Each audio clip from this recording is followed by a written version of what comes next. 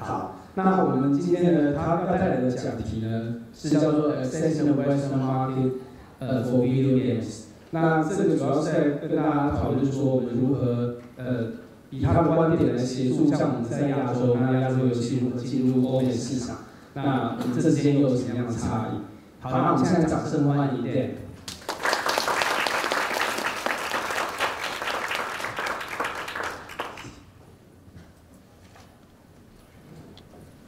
大学学生的时候，我学了1年中文，可是因为我没有练习，所以我什么都忘了。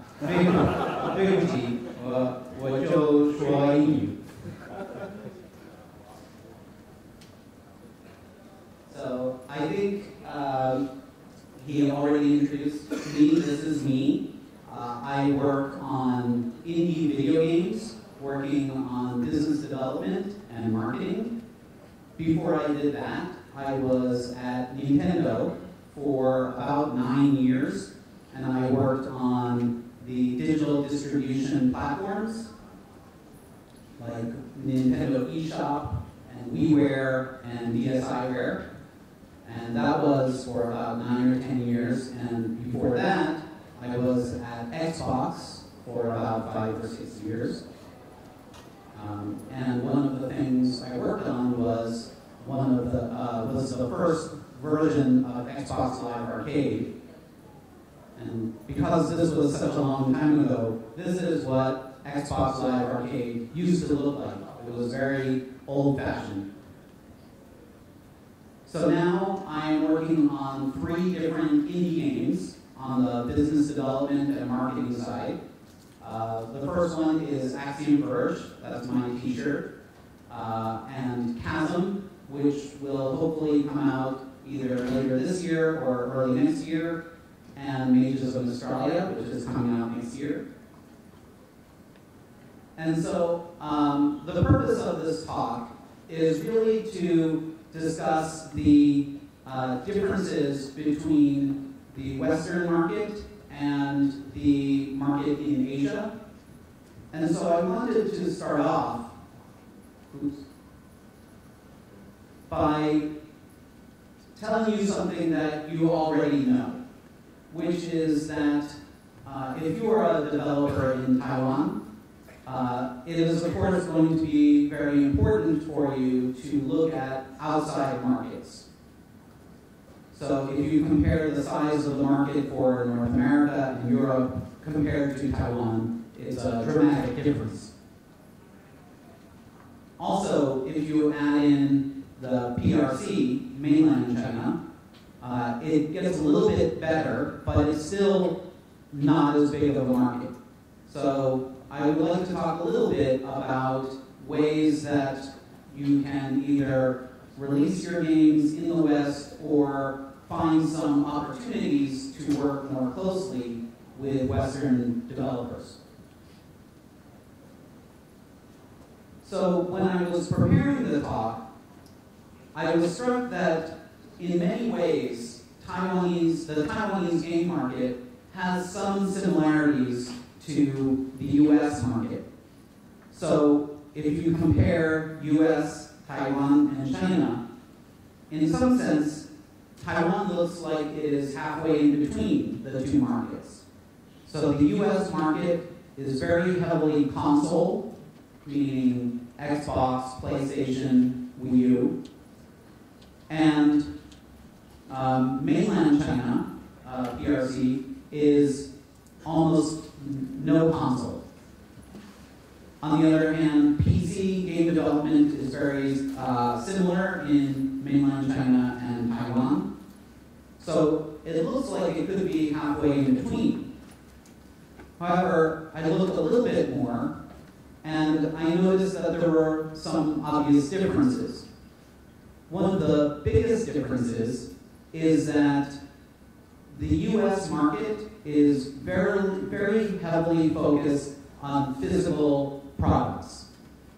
And even though the way of distributing games will change, I like to think of that big green part over here this part I think of as AAA games. So AAA games is a big part of the US market and maybe a lot smaller percentage of the Taiwanese market. Another, in fact, much bigger difference between the West and Asia is the focus on microtransactions. So as I was putting together the talk, I noticed that the mainland China and Taiwan have very similar percentage of microtransaction. By the way, all of this is based on the amount of money that consumers are spending.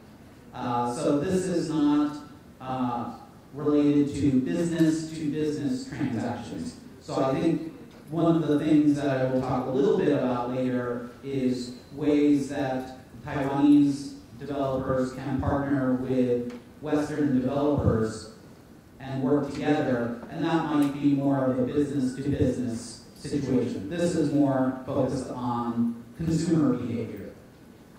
One other country that I should have added, I only was researching it more last night, so I didn't put it in, but Korea is another very large market, and its percentage is 88% microtransactions. So the focus in Asia seems to be a lot more heavily based on those very small transactions with free-to-play games. So when talking about the West, usually my first instinct is to say, well, the West is a very big place. It's North America, it's Europe. There's many countries inside Europe, and even inside North America, there's Latin America, there's the US, there's Canada, etc. But when you look at it from a distance and you look at kind of zoom out, you'll find that the West actually does have a lot more similarities. So for example, North America and Europe, the spending is very, very similar. And in addition to just being very similar in size, the areas where consumers spend their money is also very similar.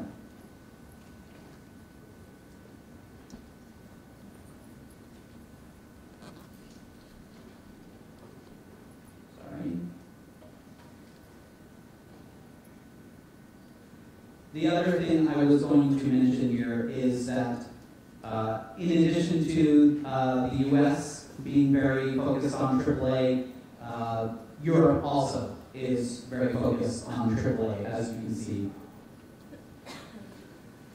So again, I was thinking more and more about this idea of Taiwan as a bridge, somehow between the West, which, as you can see, the two left bars have a very similar proportion, and Taiwan is not that different.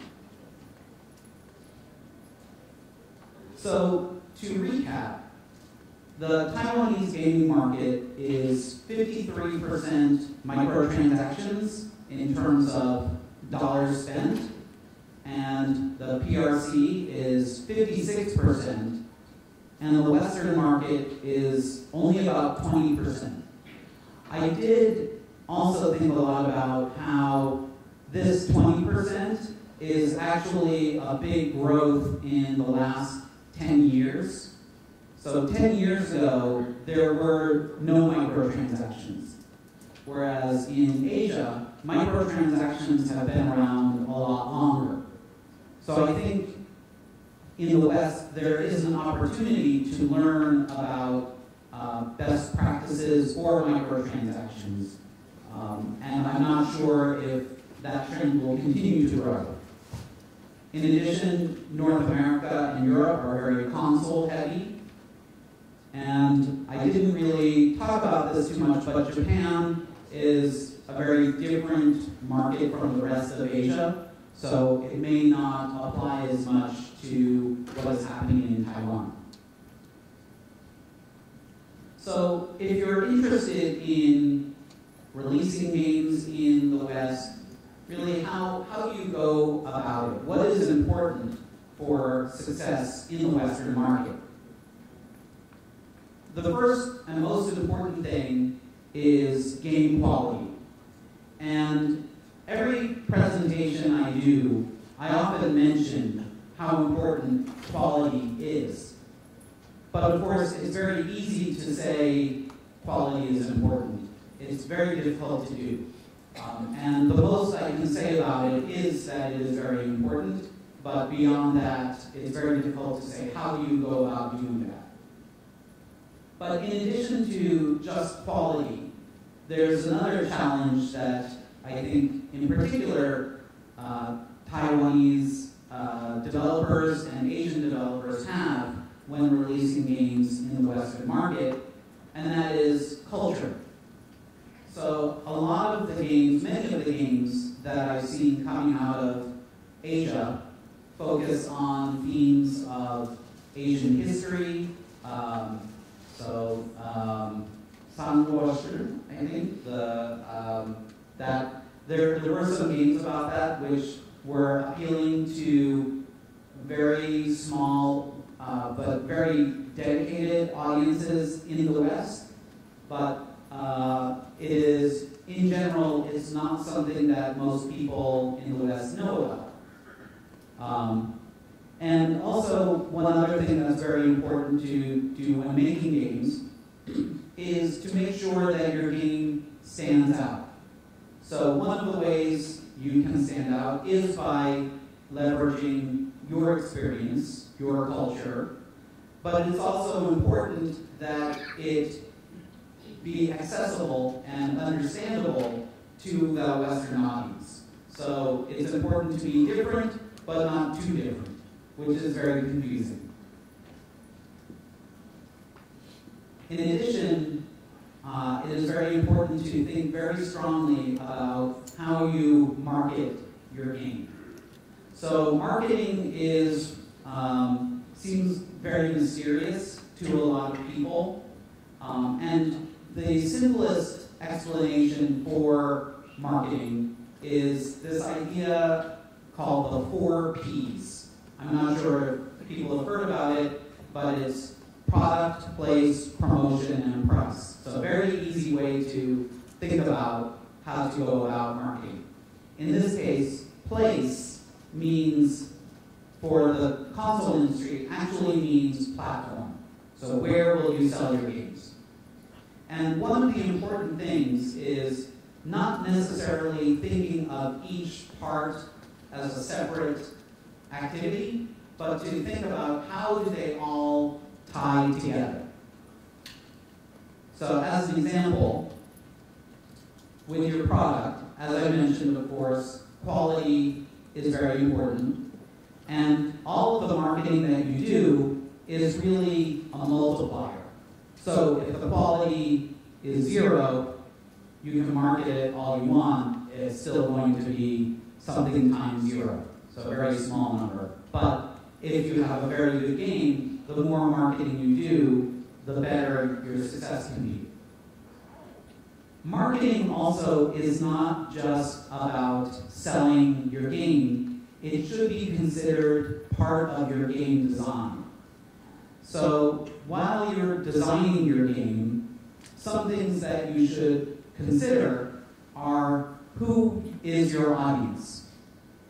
And there are some marketers who will tell you that what you should do is look to see what the different audiences are, and then find a game idea that will work for that audience. So for example, there's an audience of people who like cute games, or there's an audience of people who maybe there's a very popular game, and so it's easy to think, oh, I can make a game very similar to that game because there's an audience. Instead, I would encourage people to start off by making what they want to make. So make what you first want to make, but then it's very important to show it to people and see who is responding to it. Because it may be surprising that in your mind, you think one type of person will be interested, but if you go to different shows, like conventions like this one, or in the US, there's PAX, in Europe, there's Gamescom, you might find that different people than you expected are interested in the game. And so once you start to learn who your audience is, then you can continue to refine and improve your game for that audience.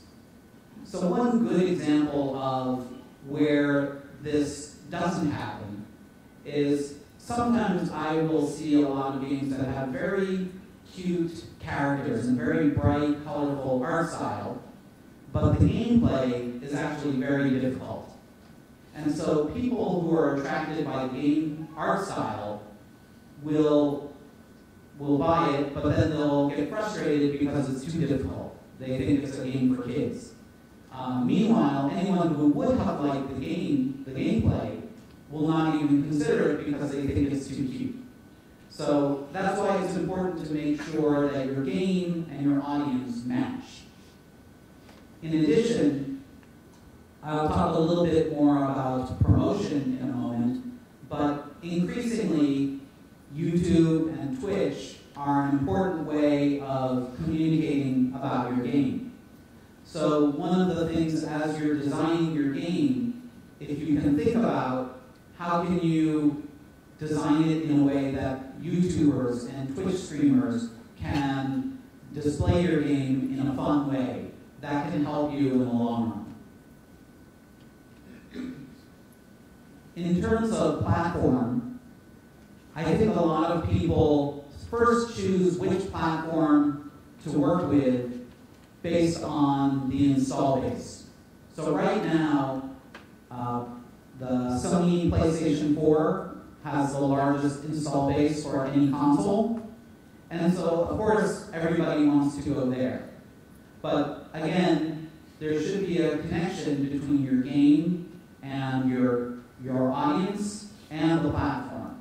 So one of the things you should think about is, where are your customers? If they're all playing PlayStation 4, that's great, but sometimes they may not be. And probably my favorite example of this is Shovel Knight. And Shovel Knight was a game that was very popular in the US. It released, I think, 2 years ago.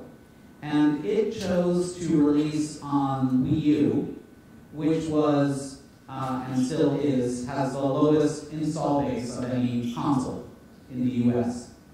And a lot of people thought they were a little crazy to do that, but their game was really designed around the classic NES features and gameplay. And so they knew that their fans, the types of people who would like their game, were people who bought a Wii U.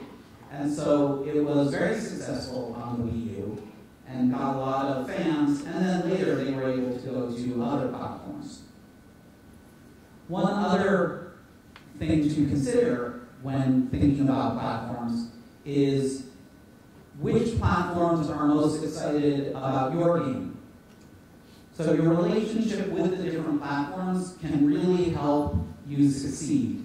One of the reasons for that, and I'll talk a little bit about this later, is that they can help you get the word out about your game. In addition, when it's time to sell your game, one of the most important things is being on the front page so that everyone can see it. And if you know people at the platforms and they are excited about your game, that is a very important factor in how successful you can be. So, as I mentioned, platforms can be very helpful. A lot of times, participating in a show like E3 or PAX can be very expensive. And if the platform is excited about your game, they may show your game for you in their booth, because they have to show something, so they want to show the best games. So if they're very excited about your game, they can help you. There are other things they can do. So for example, for PlayStation for Axiom Verge, PlayStation has little demo stations in stores around the country in the US. So at stores like Target and Best Buy, these are large chains, thousands of locations, and they put Axiom Verge and Chasm in those stations. So anyone who is shopping at a store and wants to try the PS4, they could try our games. And so that is something that, as a small developer, it would be impossible for us to do on our own. In addition, cultivating relationships with press, YouTubers, Twitch broadcasters is also very important. The more they know about your game, the more they know about you as a person, the more helpful it is that when it's time for you to launch your game, that they will be there. Social media, obviously, is a very good way to reach your audience and communicate directly with them. In this day, it's not just enough to have a good game. A lot of consumers want to feel like they have a relationship with the creator of the game. So in the US, Twitter, Facebook, and Tumblr are three of the big spots where it's important to engage with fans. And then the last thing is newsletters. That's something very easy to do. The more fans you get, the more you can update them with news about the development of your game. And you'll notice for promotion, all of these ideas are free. So one thing as indie developers, and this has really been my focus, is that indie developers don't have a lot of money to do advertising, to do a TV commercial. So that is why these are all the free options. Of course, if you have a significant marketing budget, there's a lot more you can do. So all of this was some explanation of what it would take to be successful in the Western market. But I should point out that there's a dark, depressing side to not just the West, but game development in general. The first one is that most developers fail, and it's very sad. So, for example, last year, there were almost 3,000 games released on Steam. And this year, it's only about the end of June, we're already at almost 2,000 games. And since I picked this number last night, probably today, we're at 2,000 games already. Also right now on Steam, as you may know, it's the Steam Summer Sale. And so this graphic, 12,290, that came from Steam's site. And they were very proud of that. And as a developer, that scares me. It used to be, if you were on sale, you could stand out, your game is the only one on sale. But with 12,000 games, you can be at 50% off, 90% off, and still there's a good chance no one will find your game. And of course, it's even worse on iOS and Android.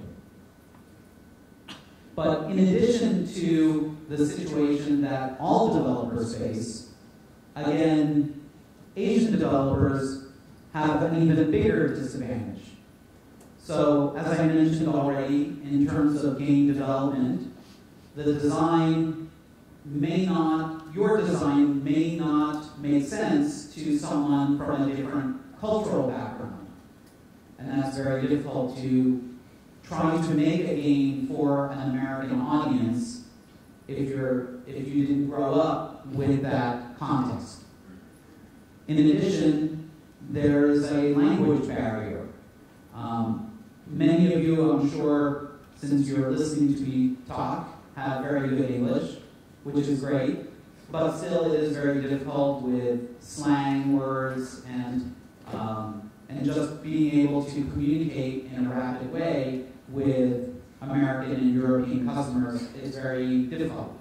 So in addition to my terrible Chinese, I actually lived in Japan for many years, and I speak much better Japanese. But I know from experience when I lived in Japan that speaking in Japanese, writing in Japanese every day was very tiring. And so I can understand, even if you have very good English, if it's not your native language, it's just that much more difficult for you than it would be for an American developer. In addition, as I talked about with the importance of relationships with platforms and press, if those people are all in the West, not only do you have difficulty meeting them from time to time, but also communicating with them over different time zones. All of these things are just working against you. So sorry about that. But in addition, I will say though, I'm a little bit worried but also hopeful about the situation for Taiwanese developers, because I was looking through the Steam sales. By the way, all of my data from Steam comes from the site Steam Spy. I would encourage you to look at Steam Spy a lot, and that they have a lot of good information.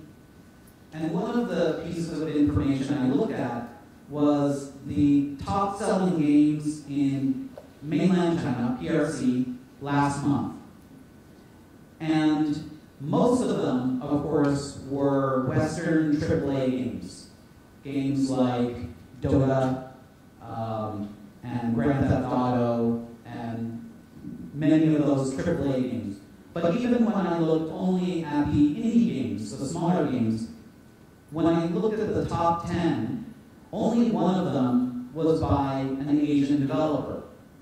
So Western developers have all of the same challenges in Asia that Asian developers have in the West. So the reason this makes me hopeful is that I think, and I'm not an expert in the Taiwanese game development market, but when just walking along around outside, I saw a lot of very good-looking games out there. A lot of promising developers, and there seems to be a lot more of a growing community. And so I think perhaps one of the earliest opportunities might be to sell your games more throughout Asia, and then reach out and extend more into Western markets as well. In addition, I think there are other opportunities that we can look at.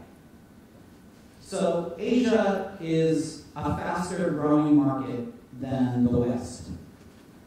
So for mainland China, PRC, for the next 5 years, it is expected that consumer spending will grow at more than 7% each year.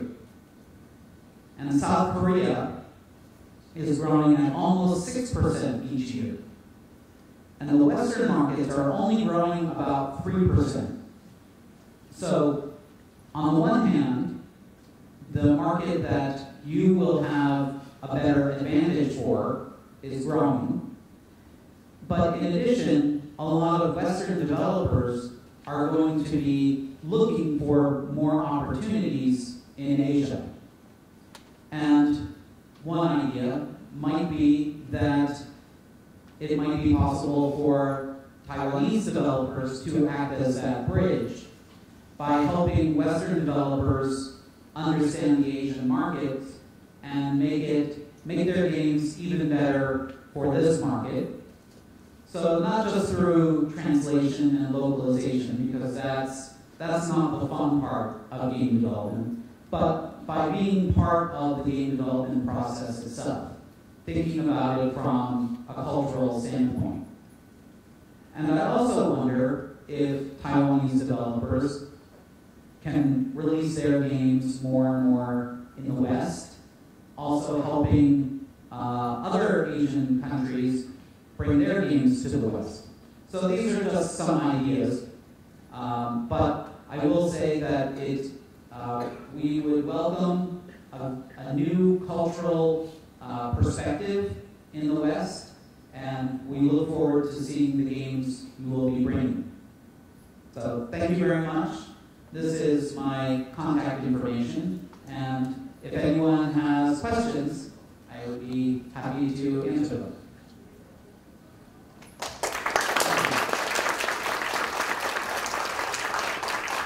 非常谢谢 Dan 精彩的演讲。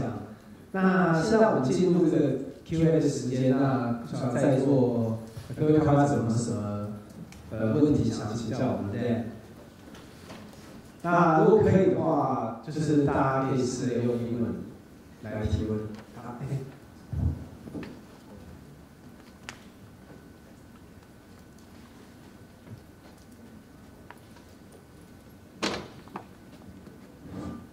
，Hello, I would like to ask that what is the most important part when releasing a game on Steam, like a Greenlight project?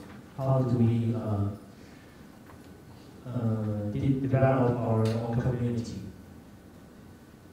I would say the best way to develop your community is to start small.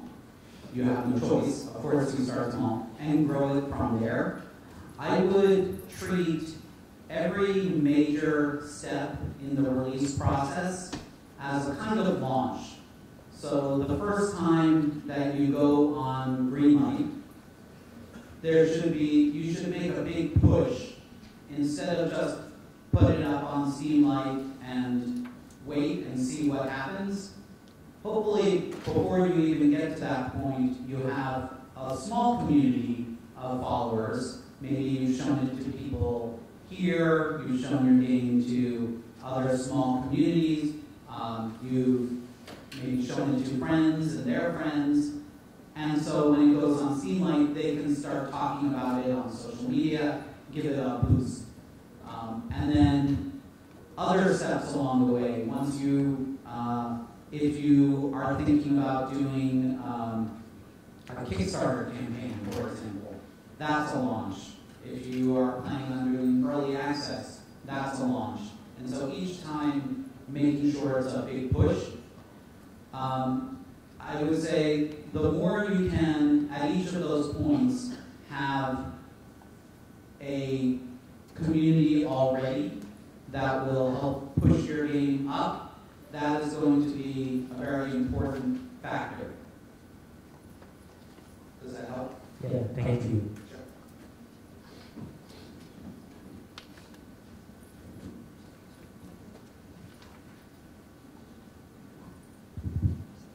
Hello, Dan. Thank you for an insightful presentation. And we're actually not a game developer, but we're a translation company. And I want to know, like, how important do you think it is for indie companies to have a great translation for their games to be able to sell in a foreign market? Thank you for the question. I actually think it's very important to have your game localized for two reasons. One is that it will just help it sell better. People when they're searching on Steam, they will look for games that are localized into their own language. But there's also maybe even more important reason to localize your game into many languages, which is that you don't want any potential customers to think that your game is not really for them. So if the game is only in English, or if the game is only in Chinese, then anyone who does not speak that language will just assume that that game was not really made for me. So you really want to try to welcome all of the potential customers. That said, I had one strange experience about localization. When I worked at Xbox, one of the projects I worked on was we were launching Xbox in Taiwan, Korea, Singapore, and Hong Kong. So for that release in Asia, we did some market research. And in Taiwan, actually, we asked that very question: how important is it for us to localize the games into Chinese? And the answer that I got was very surprising. The people said they actually did not want it localized into Chinese because Chinese games tended to be very low quality. So if they saw it was written in Chinese, they thought it was probably not a very good game. I hope that times have changed. This was more than 10 years ago, but I thought that was very interesting.